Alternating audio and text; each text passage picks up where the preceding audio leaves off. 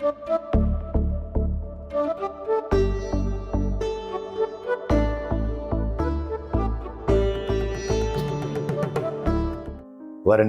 રમણીય દર્શનમંદહાસરુચિરાનનંબુજમ પૂજિતમ સુરનરોત્તમૈર્મુદા ધર્મનંદનમહં વિચિંતયે.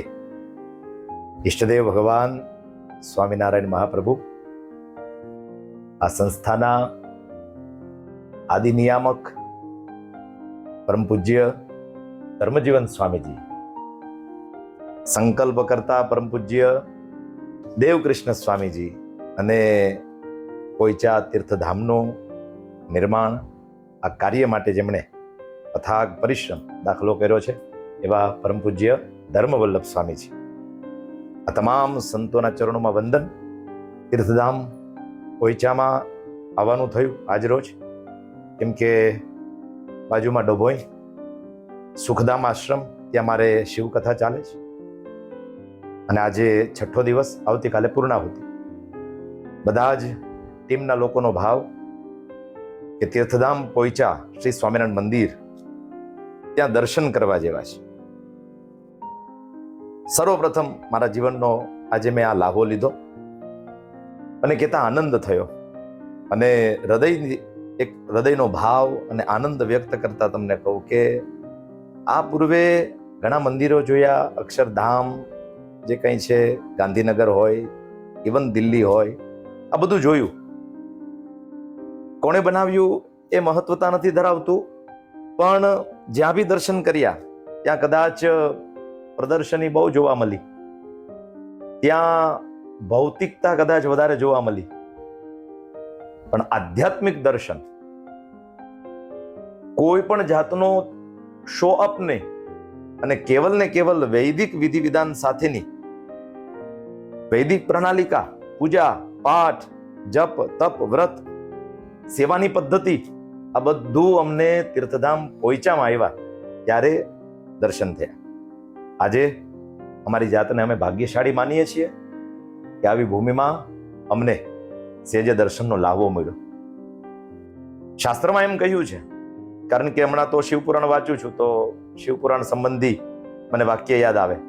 પાછું એ શિવપુરાણ સંબંધી વાક્ય ભગવાન સ્વામિનારાયણ એમના સિદ્ધાંતોની સાથે મેચ થાય છે એવી વાત. શિવપુરાણમાં લખ્યું છે કે પ્રતિમા પૂજયેત કલૌ. સત્યયુગની અંદર ધ્યાન કરવાથી પરમાત્માની પ્રાપ્તિ થાય, ત્રેતાયુગ હોય તપ કરવાથી ભગવાનની પ્રાપ્તિ થાય, દ્વાપરની અંદર યજનમ યજ્ઞ યાગાદિક કાર્ય કરવાથી ભગવાનની પ્રાપ્તિ થાય. પણ શિવ મહાપુરાણ એમ કહે છે કે પ્રતિમા પૂજયેત કલૌ. કલિકાલની અંદર ભગવાન શ્રી હરિની પ્રતિમાનું પૂજન, યજન, મૂર્તિની પૂજા ઇત્યાદિક કરવાથી જીવાત્માને પરમાત્માની પ્રાપ્તિ થાય છે. અહીંયા જ્યારે પોઈચા તીર્થધામમાં આવ્યા ત્યારે અમને એ દર્શન થયું કે અહીંયા પ્રતિમાની સુંદર રીતે પૂજા થાય છે. કળિયુગની અંદર પ્રતિમાની પૂજા બહુ જરૂરી છે. આપણે બધાએ સાકારની ઉપાસના કરવા વાળા છીએ, માટે આ રીલ જે જગ્યાએ જાય ત્યાં તમામ સ્વામિનારાયણ સંપ્રદાયના ભક્તો હોય કે સનાતન ધર્મના ભક્તો હોય, બધાને મારી કરબદ્ધ પ્રાર્થના, સાકારની ઉપાસના કરજો, પ્રગટની ઉપાસના કરજો. ભગવાન સ્વામિનારાયણ પ્રગટ પુરુષોત્તમ છે, કળીકાળના જીવંત દેવ છે. આજે પણ મૂર્તિની અંદર રહીને આપણો મહારાજ ખાય છે, પીવે છે, ભક્તોના દર્શન એ પોતે પણ કરે છે અને દર્શન આપે પણ છે. આવો આપણો મહારાજ રાજાધિરાજ પ્રભુ મૂર્તિમાં જ રહ્યો છે. અને એટલા માટે નંદ સંતો સવારના પોરમાં ઉઠીને મૂર્તિનું ચિંતન કરી અને રાતને દિવસ ગાયા કરતા હોય, મૂર્તિ તમારી મારા શ્યામ શોભા ધામ છે વગેરે મૂર્તિના અનેક પદો નંદ સંતોએ ગાયા. પછી પ્રેમાનંદ સ્વામી હોય, મુક્તાનંદ સ્વામી હોય, બ્રહ્માનંદ સ્વામી આદિ સંતોએ મૂર્તિનો ખૂબ મહિમા કહ્યો. અહીંયા આ પરિસરમાં અમને અનેક મૂર્તિઓના દર્શન થયા. એટલા માટે મને આ વિષય મૂર્તિ ઉપરનો લાગ્યો કે અહીંયા આવીએ ત્યારે મૂર્તિ એ બોલતી હોય એવું લાગે, જીવતી જાગતી લાગે, આપણને એમ લાગે કે આપણને આશીર્વાદ આપે છે. તો આટલી બધી કલાત્મકતા, આધ્યાત્મિકતા, મૂર્તિઓનો સમન્વય, 24 અવતારો, એનું દર્શન, સાથે સાથે નીચે હવેલીનું પણ દર્શન કર્યું કે જ્યાં શાંતાકારમ ભુજગશયનમ પદ્મનાભમ સુરેશમ અને વિશ્વાધારમ ગગન સદૃશમ મેઘવર્ણમ શુભાંગમ લક્ષ્મી કાંતમ કમલનયનમ યોગિર્ધ્યાનગમ્યમ વંદે વિષ્ણુમ ભવભયહરમ સર્વલોકૈકનાથમ. ભગવાન વિષ્ણુ શેષશૈયા ઉપર વિરાજમાન છે. આવું સ્વરૂપનું દર્શન એક આપણને ભાલકા તીર્થમાં થાય અને એક અહીંયા પોઈચા તીર્થધામની અંદર આવું સુંદર મજાનું દર્શન થાય. લક્ષ્મીજી ચરણની સેવા કરે છે. ઓહો, એટલે આ બધી મૂર્તિઓ એ જ મને તો આંખમાં અત્યારે તરે છે.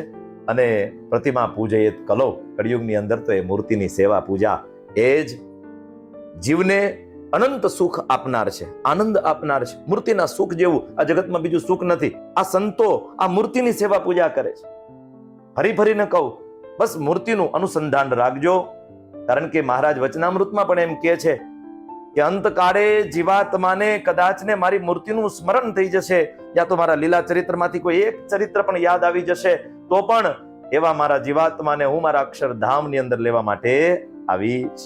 માટે વાલા ભક્તો, અહીંયા આવ્યા પછી હૃદયનો આનંદ વ્યક્ત કરું છું અને એક સંદેશ, મૂર્તિની ખૂબ પૂજા કરજો, સેવા કરજો.